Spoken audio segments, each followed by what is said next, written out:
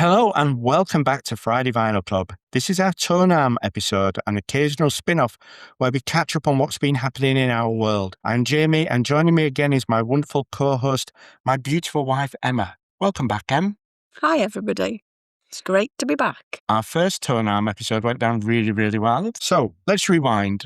We are now unbelievably at 10 episodes. We've just released our latest one with Britain's Got Talent comedian Will Burns, very kindly giving us some of his time to chat about the Human League album Dare. That was released last week. But before that, we've had some feedback on some of our previous episodes. So let's just jump back to episode 7. We had our beautiful niece in, didn't we? She came over for a visit. Emily, yeah. Yeah, that was lovely. We chatted about a band called Fontaines D.C. and an album called Skinty Fia. That led us down a conversation about Emily's musical upbringing. She told us all about her gig going and how she's found herself in some wonderful situations in crowds, meeting new people, had wonderful experiences both in the UK and abroad. And she also educated her old uncle on some new and up-and-coming bands such as Kneecap and A Pinch of Snuff. Did we get any feedback from that, Em? Yeah, so you had Odell on YouTube said, another great episode. Thanks, Jamie and Emily. I haven't heard any Fontaines. I will have to check them out. We Are Just on Reddit said, deadly. Thanks for sharing. That, I think, is a compliment, deadly. I think it's the cool kids say that. Because when I first looked at that, I thought, is somebody saying that Emily said something wrong? But when I looked it up, it looks like deadly is a good thing. It's the new speak. It's a new speak. It's a kid speak, yeah. Sam1977 on Reddit said, loved hearing Emily's story. I love the Fontaines, but we'll check out Pinch of Snuff. Yeah, and we tagged Pinch of Snuff into the Instagram post that we put out there when we were promoting, and they actually saw and liked the Instagram post as well. So that was really cool. Moving into episode 8, that was our artist spotlight. So that was our second artist spotlight episode. The first one we did, Ollie and I went through our musical memories around Loyal Kana. This one was linked to Loyal Kana. It was an artist that we found via his music. That was Olivia Dean, and we had a family conversation around Olivia. And the first one altogether. Yeah, that was our first family chat, wasn't it? And we really focused on how Olivia Dean's music came into our soundscape via Ollie, and really how we as a family have taken Olivia Dean's music into our hearts. We look back on our musical gig memories, the 3 times that we've seen her live, our opportunity to chat to her at the first gig. Ollie and I managed to have a chat with Olivia just after she had played in Manchester. And then at the last gig that we went to see her in Leeds, which was an Art of Loving album launch, I was able to ask her a question in the Q&A, which we added into the podcast. And we chatted about the 2 albums, Messy and The Art of Loving. And ultimately, we decided unanimously, didn't we? We did, yeah. We were going to put The Art of Loving into the Friday Vinyl Club. So that was a really lovely chat that we had. Did we get some feedback from that? Yep, so we had Rachel on Instagram, said, what a lovely little project you guys have going on with the podcast. Gave the Olivia episode a listen today and loved it, which is really nice. Julio on Instagram said, finished listening to the Olivia Dean podcast. Love how personal your stories are while you are talking about her music. And then, if I get this name correct, Umano on YouTube. Love this. I think I've seen your Instagram posts on Olivia's gigs. It's nice to hear from fans who have seen her before she blew up. I've been a fan since I heard her song Reason to Stay in 2021. It's nice to see more people discovering her art. She seems like one of a kind artist. Hope you guys get to see her live this year. Cheers. And I think definitely she is one of a kind artist, that's for sure. Any others? Adele on YouTube said, thanks for another great episode. I loved Olivia on Jules' Hootenanny this week, and I've been listening to some of her back catalogue. Yeah, that Hootenanny performance was absolutely fantastic. That was really good, wasn't it? We stayed up again till midnight. Olivia's making us stay up really late on New Year's Eve a couple of times. That's the second time we've seen her on Jules over the years, isn't it? Two fantastic performances, and long may it continue. Okay, did we get anything else? You had one last one, Sam on Facebook. I don't think we need to. I don't think we need to hear about Sam on Facebook. Why? No, I don't. Oh, right, okay, no, yeah. No, I don't think. You don't want to listen to that one? Do you want to read that out? No, I'm fine not reading it. Go on, it's fine. I loved the Olivia episode and hearing your memories. Mama has such a professional voice. I could listen to her speak all day long. Yeah. What do you think about that? Well, someone has to like listening to me. Yes. Talk all day long. Talk all day long, yeah. Try hearing that all day long, Sam. Yes. Thank you so much for your kind comment. That made Mama smile. It really, really did. Okay, episode 9, Andy Thomas. He fronts a tribute band to the band Crowded House. It's a tribute band called Crowded Out. He also has a formidable solo career doing covers, and he does the circuit down there in Birmingham. Birmingham? Can I say it like that? Maybe don't do that. Birmingham. He's a Brummie. He joined us to talk about the band Editors and their huge album, which was called The Weight of Your Love. We chatted about Andy's background, his how he got into the music scene, his love for the bands, the early 80s, the Jam, Paul Weller. We talked about his first gigs, how he learned to play guitar, how he, borrowed musical instruments from various people and neighbours, and then he decided that it didn't sit right with him just playing guitar, but he actually wanted to sing as well, and he's gone from strength to strength. And we've both been in the audience seeing Andy perform, and he's a natural talent, isn't he? He's very good, yeah. He's a wonderful guy. Did we get any feedback? You had John on Facebook said, loved hearing Andy's early memories. I too was a child of that generation and loved Paul Weller and the Jam. Superb. And Bird of Prey on Reddit said, great podcast and great album, possibly editor's finest moment. I will check out Sam Brooks and Superlung. Fantastic. And what I find when I go onto these forums, people don't put the name. They put sort of pseudonyms, and Bird of Prey is actually a name of a song on that album. So yeah, when we read these comments out, please don't think that we're hiding people's names on purpose.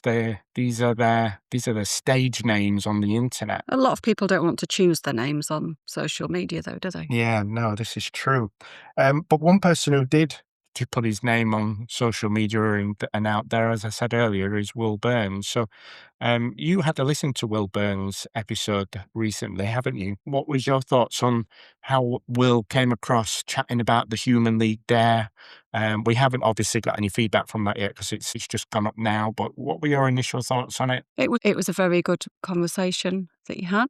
He's very enthusiastic. He is, isn't he? What doesn't he know about that album? I know, he knows a lot of history. Yeah. There was a lot of history out there that I didn't know. And do you remember how we felt watching him on He was Britain's very Got funny on Talent? Britain's Got Talent. Yeah. Seeing him get that golden buzzer moment. And then it was quite an exciting time. Supported him in the semi-finals, didn't we? Yeah.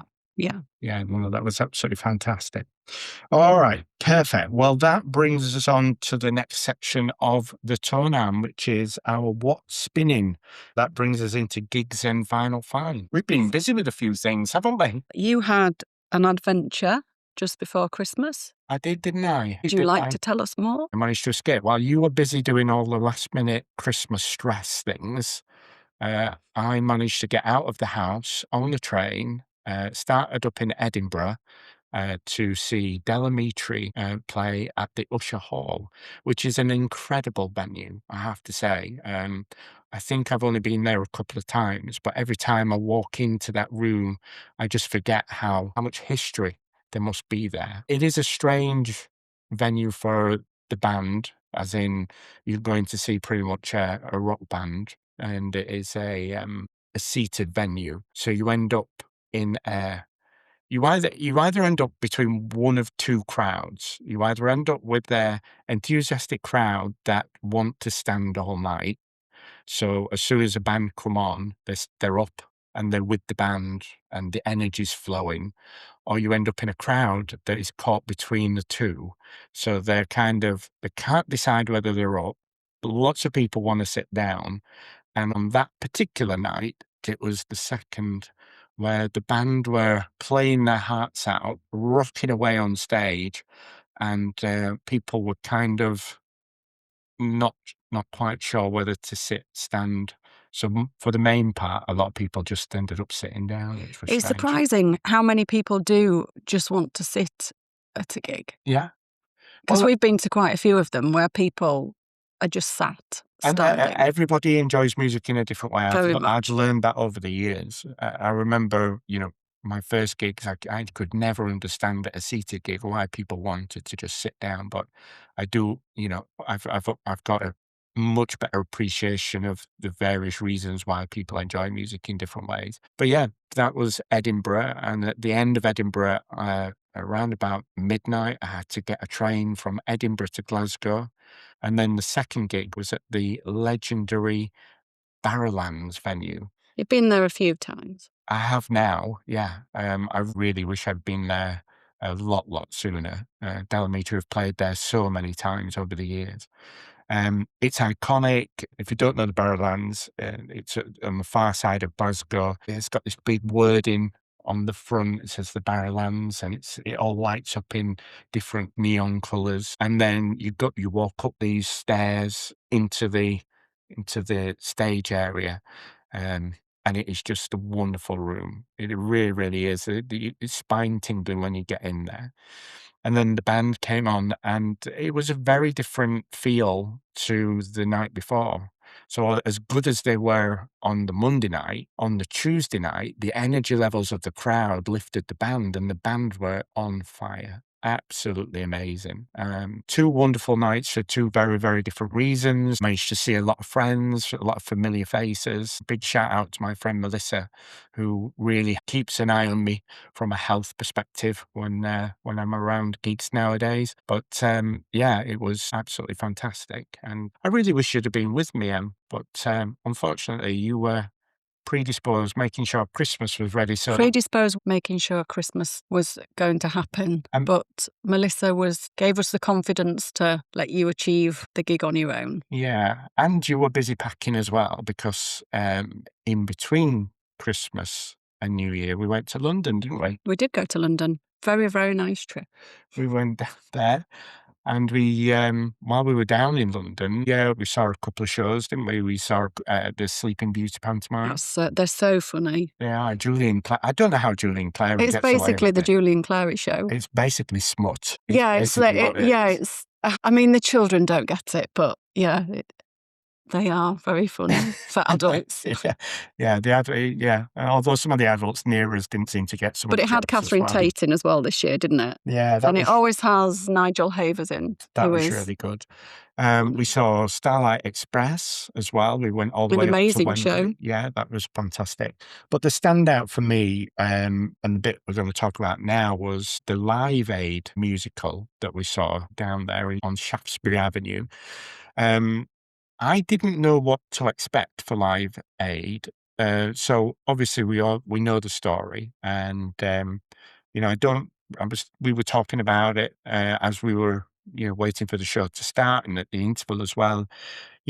Live Aid itself was such a big event, but I would have been 11, 12, you probably around the same age. Or a year younger. Yeah. It didn't seem such a big thing in our house. I don't remember my parents having it on the telly. I don't remember them watching it. I think, I've previously talked about my musical upbringing. Music wasn't a massive thing in our house. I don't remember it being such a huge event, but I do remember snippets of it. And obviously, as I've grown older and understood the background of it, and understood and began to realize just what a huge event it was for so many different reasons, watching the musical, I thought it was incredibly well done. What were your thoughts? It was really well done. It's as you say, we were younger, so we can't remember a lot of what happened. I remember the adverts and being very sad seeing the world as it was. And I remember kind of chat shows. Was he on chat shows? I think he was. He was. He was on Wogan at the time. Yeah, our old school Yeah. chat shows. Oh, But I don't really remember the concert. And when you watch the show, you can't really believe that you didn't see the concert. I Because know. it was such a massive thing. But it was showing like this side of what work they put into it and the things behind and certain other things. But an amazing cast and listening to the songs that were of that time. Yeah, I think, and it was really, really emotional as well. I mean, obviously, the center of it is the story of what was happening over in Africa. And, you know, the way that it's told. Yes, Bob Geldof is a central figure, but it doesn't in any way detract from what was going on over there. In fact, it probably highlights more about the plight than it does about what was happening from a musical perspective over here. So I think they get the balance right. I think, as Emma says, the characters are really on point. And I would encourage anybody to go and give it a go. There's more than nostalgia about it. They've done it really cleverly, because that could quite easily have fallen into a trap of being a musical where you just go and you enjoy the music, but you forget why you're there. It's the story, isn't it? And with Ollie not knowing all about it gave him a bit of history of Yeah. the reason for it and what people did and And of course, how the world was at that time. yeah, and of course nowadays, Live Aid is kind of, and certainly the Band-Aid single, history hasn't looked upon it favourably when you look back on it. It's had some criticism as well as it's had some credit. It factored that in. It brought that balance in as well. So, you know, Ollie's seeing a lot of that. Obviously, he's seen some of the Live Aid and the Band-Aid on the TV. We watched the anniversary stuff when it was on recently, but it filled in some of the blanks that maybe the cracks in the that he areas didn't that he is missing. know. And we actually got lucky a number of years ago now when they did the Live 8 concert in London. We scored tickets and we went down there and we were in the crowd for that. I remember that being an incredibly long day.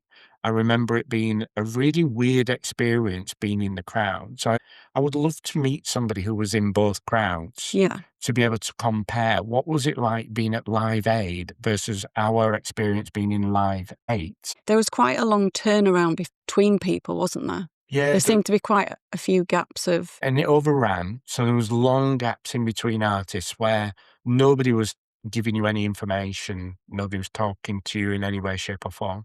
But we did see some incredible acts that day. I remember Elton John was there, Robbie Williams was there, Pink Floyd. We saw that reformation. I think because it had overrun so much, I think we missed the last. We had to leave before, didn't we? Yeah, but that was a shame. But yeah, I don't think when I look at the video of the Wembley crowd, I certainly don't remember Live 8 having the same vibe in any way, shape or form. I don't think it didn't seem to have. And being there, not being at the other one, but when you look at the videos of the other one, I don't feel that we had the same kind of crowd as that. No, there's a different experience, but maybe for different reasons. Okay, let's move on. It's not gig related, but we love our cinema. We go to the cinema quite regularly, don't we? We do. We enjoyed that. And we recently went to see the Neil Diamond musical film, Song Sung Blue, with Hugh Jackman and Kate Hudson, didn't we? Highly recommend it. Yeah, I didn't have a clue what to expect. So I'm not a trailers guy. Emma loves the trailers, so she probably had an idea of... You like not to watch them. I absolutely hate the trailers. I just want to go into a film and let it unfold. You would want to know all about it. And then complain that you don't like the film. Well, I'd rather do that than see a trailer. But this was a pleasant surprise. So, like, you know, obviously we know Neil Diamond's hits, I think it's fair to say. Yeah, I know some Neil Diamond, but I don't know a massive amount. And they've always been there in the background, right? You know, Sweet Caroline, we were singing that through England football songs and karaoke over the years, and America and all the big songs we've known. But this film was a little bit of a revelation for me, because I was like, basically the premise of it is Hugh Jackman is playing a tribute act, not necessarily in the first instance to Neil Diamond. No, he's they're tribute artists, aren't they? Yeah. But then someone suggests he does Neil Diamond. That's right. And eventually falls into it, and he hooks up singing along with Kate Hudson's character. Yep. And they become a Neil Diamond appreciation group, and it grows and grows. And then it just becomes the story of this couple, doesn't it? And their growing love, their growing appreciation for each other, and their trials and tribulations. And it absolutely really struck us, didn't it? It was just such a beautiful film. What were your thoughts on it, Em? It was a very good film. I had seen the trailer, so I kind of knew it was about a tribute act, and didn't really know what to expect. You almost felt in the trailer that it was quite an upbeat film, but there was quite a bit of drama within it. And it was learning the relationship between the couple and what they went through and how the music brought them together. But I really, really enjoyed it. It was emotional at times, but they did bring the warmth to the characters. You ended up liking the characters. And there were some songs in there that I'd never heard before. So yeah, it did make me want to listen to a bit more Neil Diamond. I think the Neil Diamond's music really enhanced the story. Yes. And in fact, that brings us on to Vinyl Finds really quite nicely, because on the back of watching that film, I went straight onto my new favourite place to find records, and bought the greatest hits off Vinted. Other places are available, Other places are available, yes, and we've been playing that recently and sort of getting to know, again, the big hits, but there are songs on there that we've not heard before. He does have kind of a unique voice, though, that when you hear him, you know it's him, don't you?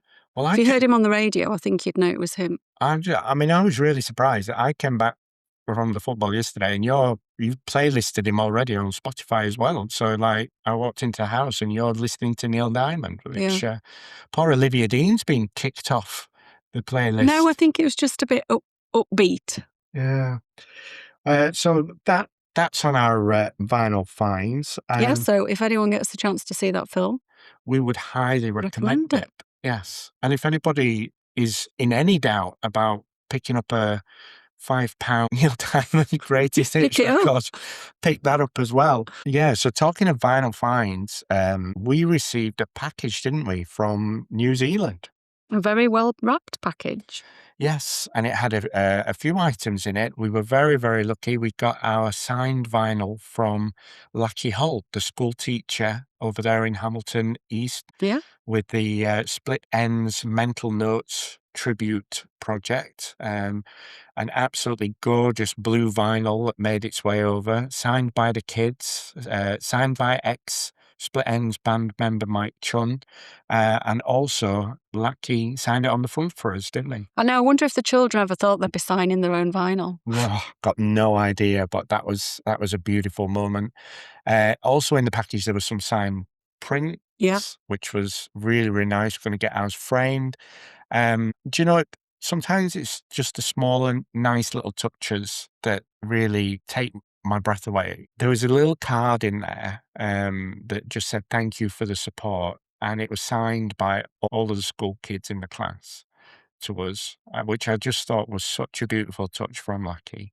But that was just absolutely wonderful to receive. So we did a Instagram at JamieB1973 kind of unboxing, a couple of videos and reels on that, didn't we? And we proudly displayed that. And we got picked up by the official Split Ends Instagram account. They reshared our reel, which was really, really nice. So that was cool. In there as well was also our friend Chris. He'd supplied us with a signed copy of Cowboy Dan. That's his band, and they're in New Zealand, and we'll be doing a spot on them in an upcoming episode as well. So that's something to look forward to. So I did pretty well, really. You did very well. We did very well. Well, Ollie did really well at Christmas because one of his presents from Santa Claus was a Pink Floyd Wish You Were Here Blood Records liquid vinyl edition, wasn't it? And was incredibly surprised on Christmas Day to open up a package and find he had this absolutely stunning vinyl record, clear vinyl, sort of split into 4 quads, and inside each a different coloured liquid. Absolutely gorgeous. We were really, really lucky to get one. Obviously, there was a huge scramble for this one. I think you need to be quite quick when you're ordering them, don't you? Otherwise, you'd miss out. Yeah, you do. There was a recent one that I tried to get for Sabrina Carpenter. You missed it. And I missed it. Yeah, It was a champagne filled vinyl with a cork centre. Wow. And that I was in the queue. Just in your basket. Yeah, it was in the basket, but it went. But this Pink Floyd vinyl variant is our only liquid vinyl that we have. And I was amazed when it arrived. It was a joy to see Ollie's face, and we went out on Christmas Day and we played it. I posted that up on Instagram. Yeah, well, Andrew asked you a question on Instagram. I see you got a Blood Records liquid Wish You Were Here. I sadly missed out. How does it play and how are you storing it? Yeah, good questions, because I'd seen a lot of comments about liquid vinyl in general, saying that the sound quality is really poor, it's really muffled, maybe to do with the thickness of the disc, and they are quite thick. We played it though. Yeah, there's absolutely no detriment to sound, certainly on our turntable. Storage-wise, the way that Blood Records supplied it, it comes in its own protective plastic case. So I've just left it in that case. Do you have to keep it flat, or can you still stand it like you do in your record box? No, I'm still putting it in the record box, and it's, touch wood, it seems to be fine. But the fact it's in its own protective case means that even if it does leak, it's not going to damage any of the other records around it. All right. So that message came on DM from Instagram. So let's just touch on Instagram. Over on Instagram at JamieB1973, we do an Instagram Friday Vinyl Club, and we get our followers to submit an album that means something to them into our Instagram Friday Vinyl Club. We post it up every Friday. They write a few words as to why it means something to them. And over the time we've been doing this, we're now up to, I think it's 47 different albums into our Instagram Friday Vinyl Club, and there is such diversity in there. So you've pulled out a couple today. We're going to just talk about the first one that you've pulled up is Romany. So Romany submitted Tom Odell, The Best Day of My Life. Why have you pulled up Romany today? I just think it shows that music can mean so much to different people. I think Tom means quite a lot to Romany. Tom means quite a lot to all of us. Yeah. And Ollie and I have just actually recorded an artist spotlight on Tom Odell, and we'll be releasing the podcast over the coming weeks. So nicely timed.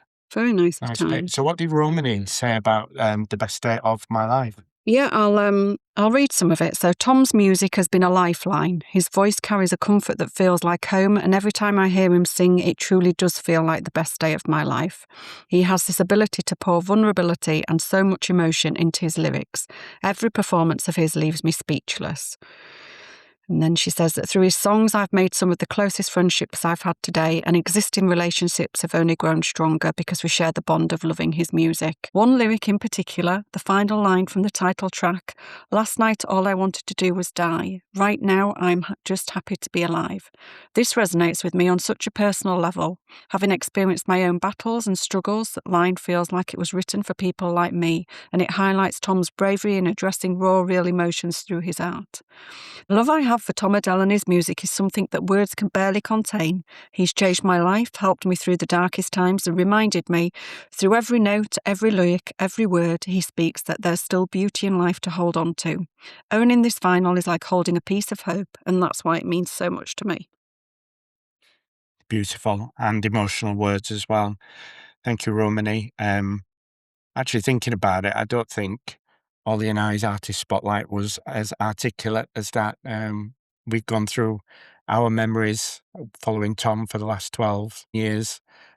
His music, his art, the live memories and the friends that we've made along the way. But that was absolutely beautiful. So thank you for picking that one out. The second Friday Vinyl Club we're going to look at is Laura from Canada. She submitted a band called Milky Chance and an album called Sad Necessary. I'd never heard this band before. I listened to a few tracks, which were really, really infectious. Do you want to let us know why Laura submitted this one? Yeah, so she said, back in 2014, I stumbled across Sad Necessary after Milky Chance's Stolen Dance blew up and I became an instant fan. The album quickly became the soundtrack to my commutes, study sessions and chill time. Running, Flashed, Junk Mind and Down by the River were on constant repeat. Seeing Milky Chance live had been a dream for years, so when they announced a Manchester show the day after my birthday in 2022, it felt like fate. I didn't have anyone to go with, but something told me just go, and I'm so glad I did. The concert was incredible and gave me the push I needed to start going to events solo and not missing opportunities because I didn't have someone to go with.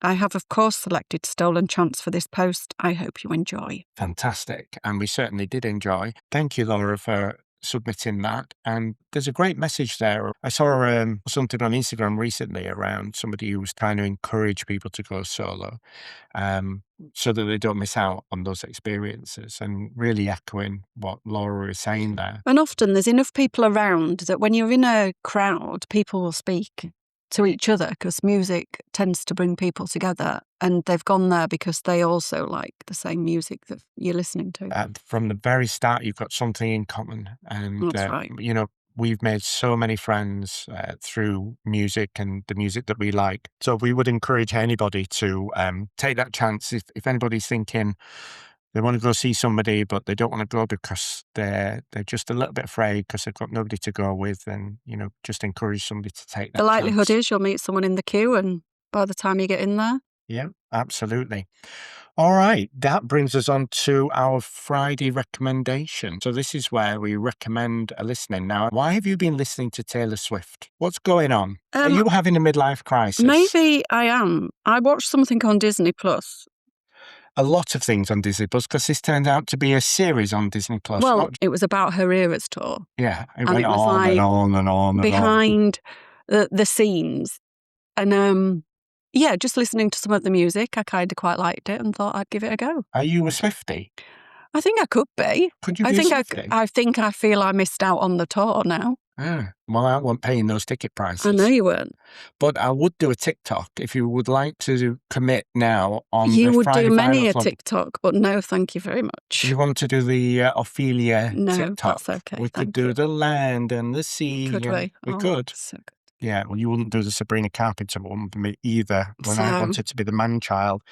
Well, my recommendation is a young singer that I found through that trip I talked about to Scotland. Her name is Iona Luke. She supported Amitri. And she's a young independent singer-songwriter out of the Cambridge music scene. And she's only got 4 or 5 digital tracks at this point in time. I don't believe she has anything out on vinyl. But I've been listening and trying to share her music out on our Instagram account so that people can catch a couple of her tracks, and I've been sharing them with you, haven't I? You have, yeah. Trying to encourage you to listen. A couple of tracks that have caught me: Violence, Cowboy Boots, a song called 17, and she's got a track now. I don't know the background to this, but there's one called Back to Ground. And then there's a second version of it called Back to Ground 2, which feels very much reworked.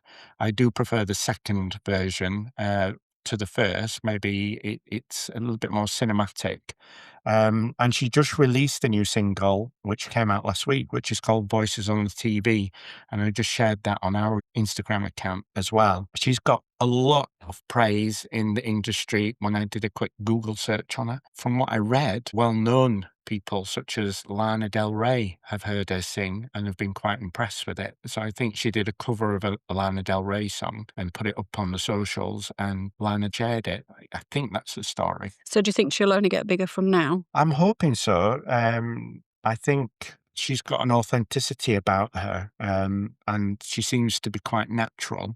There doesn't seem to be a manufactured sound, which, listen, first time I heard Olivia Dean, I kind of said that there was something special there, and I think there might be something here. So I would encourage our listeners to check her out. So it's Iona Luke. So that's our Tonearm episode number 2. We've managed to get through it. Another one done. Thank you very much for being my co-host again for the Tonearm.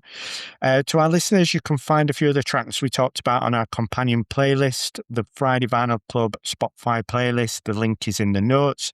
If you do want to reach out on Instagram at JamieB1973 or email us at thefridayvinylclub@hotmail.com. If you do enjoy this episode, please share it with a friend, follow or leave a comment. It really helps others find the show. And until next time, keep your records spinning and your stories alive. This has been the Friday Vinyl Club Tonearm episode, where every day feels like Friday, every album tells a story. Keep listening and we'll see you next time. See you later. Bye. Thank you. Take care.